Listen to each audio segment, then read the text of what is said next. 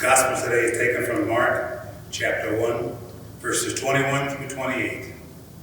They went to Capernaum, and when the Sabbath came, he entered the synagogue and taught. They were astounded at his teaching, for he taught them as one having authority, and not as the scribes.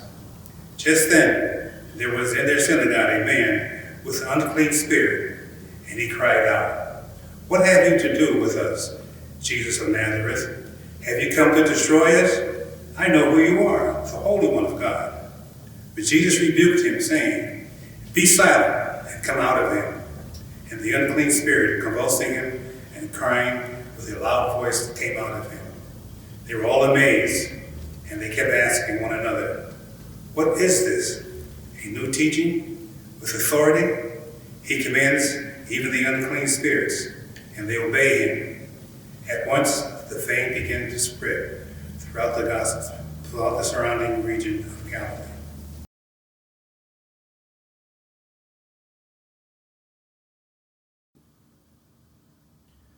Beloved, there is a short answer to the question, "What is this?" raised by some of the people in the gospel story for today, who witnessed Jesus teaching and healing a man possessed by evil spirits in the synagogue.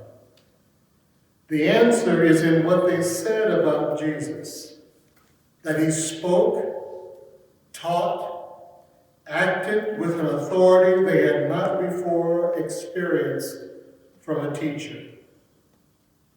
They had heard others teach, and they saw exorcisms performed.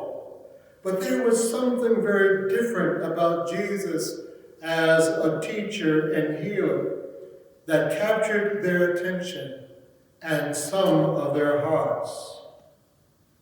However, Jesus was hounded throughout his public life by people questioning his identity and authority. Now, in our modern life, we assign people authority based upon their education, their training, and credentials. Various forms of certifications are granted by our cities and states and by federal laws to people to perform their professional duties. Even the criteria by which private sector and religious organizations authorize their representatives, they too must comply with some secular laws. There are, however, many different forms of authority, formal and informal ways by which we can gain and use our authority. Having authority implies ability and the power to exercise that ability. People can be influenced by someone in authority to behave in a certain way. Now, one can lose their authority due to their malpractice behavior, loss of a good reputation, or because they no longer hold a position by which their authority came. People commit themselves to all kinds of things and beliefs, even to the point of dying for what they believe.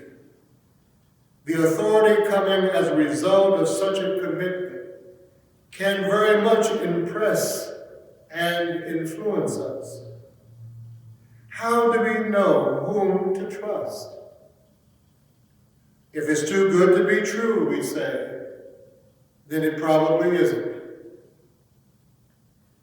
It may be too much of a generalization and naive to say, but I think we know instinctively the difference between good and bad, right and wrong. However, greed and the abuse of power can corrupt and blind us to truth. Power can be used by cunning and manipulative people to promote lies and to foster a false understanding of God, our ourselves and other people. We can also be deceived to believe lies about who we are, lies about other people, and yes, lies even about God. We all know that we learn to hate and to be afraid of that which we are taught to hate. Evil recognizes goodness, but holds goodness in contempt and seeks to distort, if not to destroy, that which is good. The demonic in the temple said to Jesus, "We know who you are. Have you come to destroy us?" Evil recognizes goodness, but holds goodness in contempt and seeks to distort and even destroy that which is good. The authority of Jesus derived from the integrity of what he believed, how he lived, and how he acted were congruent. Jesus could have abused or rejected using the gifts of teaching and healing that God gave him. But Jesus committed himself to be faithful to his God consciousness, even to the point of death, yes, death on a cross. Perhaps you have heard this statement about Jesus. He never raised an army, yet multitude, millions have followed him and died for him. He never traveled far from his birthplace, yet his testimony has gone around the world. He had only a handful of followers, yet those who followed him changed the world. He had a public ministry of only 3 years, yet here we are, over 2,000 years later, saying, "Jesus, your name is wonderful," because his name is Jesus. To explain Jesus Christ is impossible. To ignore him is disastrous. To reject him is fatal. Human speech is too limited to describe him. The human mind too small to comprehend him. And the human heart can never completely absorb who Jesus Christ is. To know him is to love him. To love him is to trust him. To trust him is to be radically, dramatically, and eternally transformed. Now, although some of the people in the temple the day they heard Jesus teaching and healing a person captured by evil spirits asked regarding what they were seeing, "What is this?" The real question was, and still is, who was it doing the work they saw being done? And who is he to me? The end to which Jesus lived his life was to inspire us to love God, ourselves, and our neighbor. He wanted to release what we think about God that binds and leads us to believe that we are not equal to one another as creations of God. His witness of God challenges us to know God not only with our minds, but also with our hearts. You see, my brothers and sisters, real authority speaks to our hearts. It is from this place of authenticity that Jesus spoke and acted.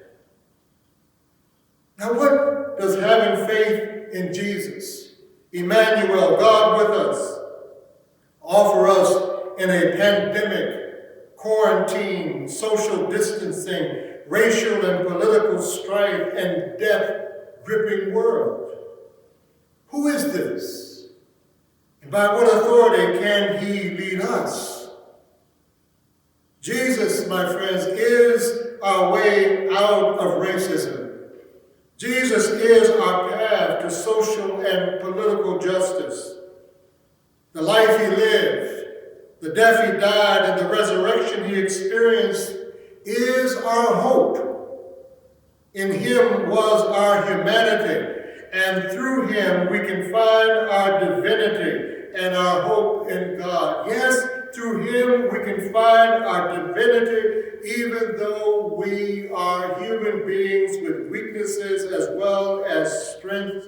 In Jesus Christ was our humanity, and through him we can find our sense of being creations of God and have hope in God. As he trusted God, so can we. As God led him through his wilderness, assured him in his weakness, spoke to him in solitude, stillness, and quiet, and was always with him and lifted him from the grave, so can our faith in God, guide us in this hour. It is a faith that makes a way out of no way. This is our sustaining, enduring hope that can help us to imagine how to live better with ourselves, with one another, and to be stewards of our earth. You see, my friends, Jesus is a universal figure in whose journey we find our particular path, but on the common ground upon which all of humanity travels.